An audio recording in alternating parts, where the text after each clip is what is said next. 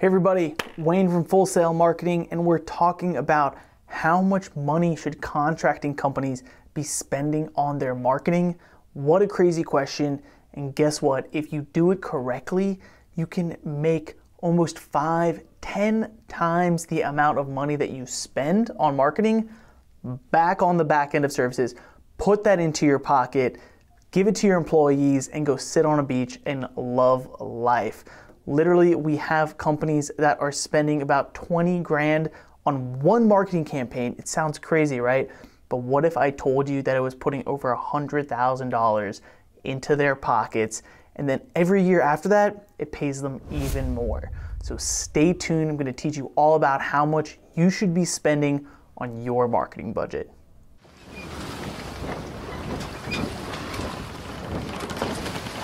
We're talking about how much should you be spending on marketing for your contracting company every year. Guys, this is a great question, and I wish I could give you one number. Insert number here. No, I'm just kidding with you.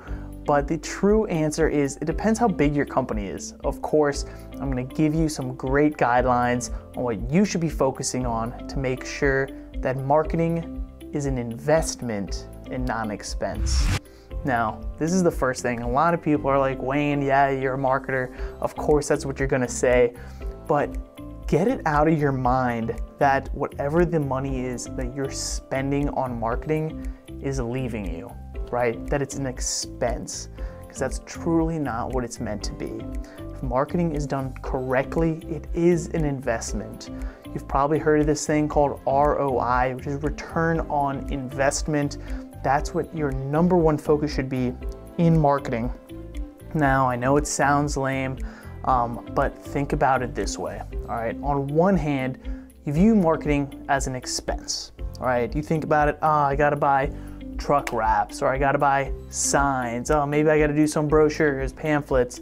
That's before we even get to all the online crap that's everywhere, you know, the websites, the advertising, social media managers.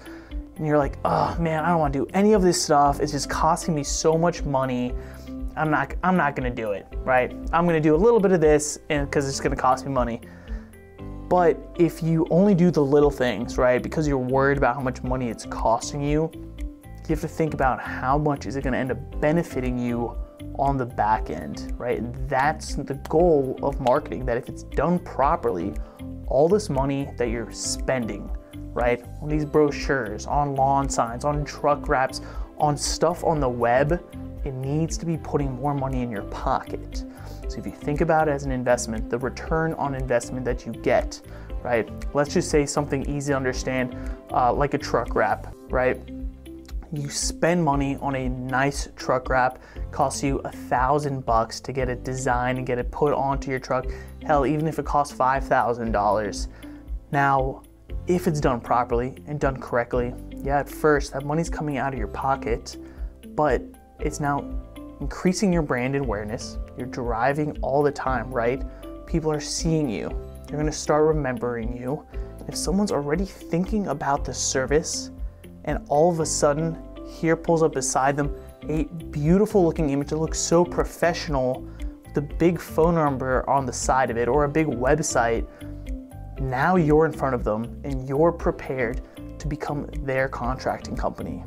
I mean, yeah, every service differs, but how many jobs do you need to get to pay for that $1,000 truck wrap? Couple? Maybe even just one, a half of a job will pay for it. That is the return on investment. It's important that you're tracking your numbers. If you don't understand your costs, right? If you're not putting down, writing specifically how much you're spending on things, then actually tracking and asking people, hey, how'd you hear about us? How'd you find my company? Or if you're not using a software online like Google Analytics or tons of these other programs that are gonna track for you, you're never gonna know what your return on investment is. Thus, you're not gonna know which marketing initiatives are actually working, which marketing initiatives are in fact an investment instead of an expense. Because hey, I'm not gonna lie to you, lots of times you're gonna try stuff, it's not gonna work. It's gonna cost you money.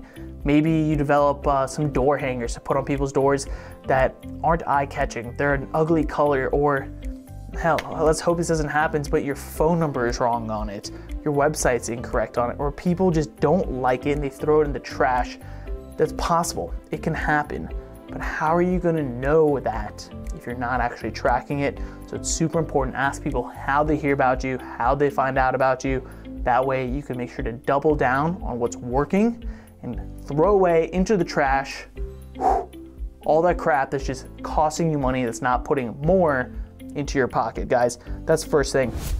So now people are asking, well, all right, what is this magical number I should be investing into my marketing? So the Small to Medium Business Administration recommends about 7 to 8% of your total revenue is what you should be spending on your marketing, okay? So your total revenue is all the money that you're bringing in, not just your profits. It's everything throughout the year.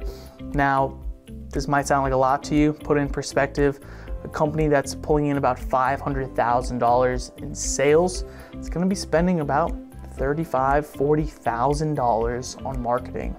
Sounds like a lot, but think about all the stuff, right? A truck route, signs, your website costs, your advertising costs. Do you have a marketing person, someone who's managing your social media? It's all of these things that you're not even thinking about. Even if you're running a program that's running your tracking, or a CRM, for sales, contact, relationship management, a lot of times that stuff is gonna fall under this marketing budget. Now that's up for you to decide how you're gonna directly, allocate these expenses, where you're gonna put them. But about 7 to 8% is the goal number. It's recommended for a reason, all right? It's not too much, but you're making sure that you're reinvesting into your company and you're allocating funds specifically to help grow, right? That way next year, ideally, you can spend even more on marketing. Because guess what? Because you're making more money. Your company grew, and thus your 7 to 8%, instead of being that $35,000 because you're a $500,000 company, maybe now you're a $700,000 company. So you're spending closer to $50,000 on marketing, or whatever the math is, because I don't really do math. I let my computer and my calculator do it, as I'm sure all of you guys do also, at least I hope so. Either way, next, we're talking about customer lifetime value, guys. So you may have heard me drop a little thing earlier that one of our clients actually spent about $20,000 on one marketing campaign. I just told you to spend about $35,000 the entire year. You spent $20,000 on one campaign, which is wild. That is craziness, right? It's a lot of money. But what if I told you that that $20,000 they spent brought in over $100,000 worth of business? That's the power of marketing. And what's great is what I just mentioned is customer lifetime value. This is thinking about the long-term money that's going to be brought in because of your marketing initiatives. Take it into account like this. This is actually exactly what happened. True story. Our client is in the water feature and the pond installation industry. Every year, year after year, they do maintenance. Spring, fall, summer, winter maintenance, and they get more and more clients, but a lot of these clients stay there for the next year. They get that reoccurring money. So this is what happened. We developed an entire campaign, all for spring maintenance. Stuff that we did automated calls to people. We sent them mailers in the mail.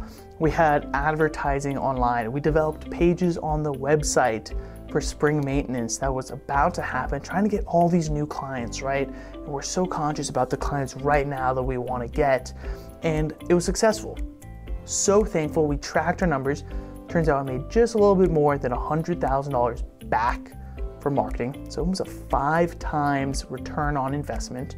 $20,000 spent, over $100,000 made back, 5x ROI. But guess what? These customers, now the following year, a lot of them are still on board for the same maintenance. Not to mention just the other seasons of maintenance. We've already captured them as customers. We already have their information.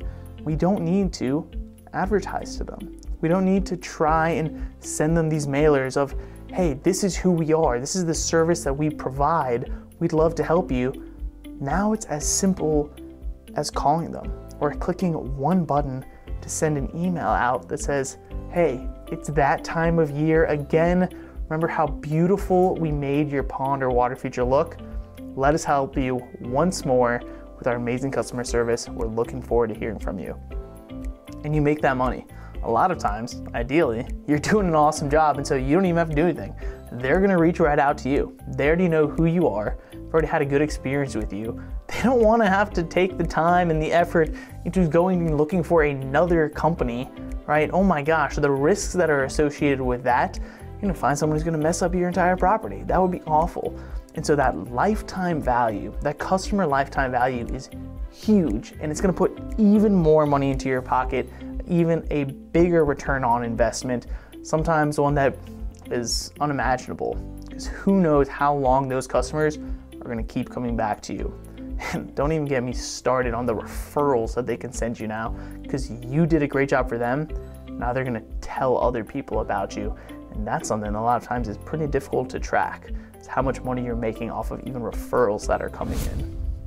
Last thing here, guys, I want to talk about is actually your websites. A lot of people are asking, all right, well, what should I spend on my website then? I have this big overall number. Wayne, you're telling me that there's this, that, and the other that is all going into it or into your marketing budget. Now, what about a website? A lot of times that's going to be the most expensive piece of the puzzle. And what we've heard from a lot of contractors across the entire industry is you want to spend about the amount of your average job size. So I'm going to use just this pond industry just for another example. Their average job size is right about $10,000 to $15,000. How much did they spend on their website to start with? You guessed it, right under the $15,000 mark. So what they spent to develop a website, because they knew this was what it took for the amount of different services that they provided, for the quality that they wanted, because of, you know, the prices that they charge. This is how much they spend their website. Now, I'm not saying just go around offering this to people. Don't just say, hey, here's $10,000, $15,000, or even if it's just, you know, a couple grand, $1,000, $2,000, make sure that you're getting the quality that you deserve for your company.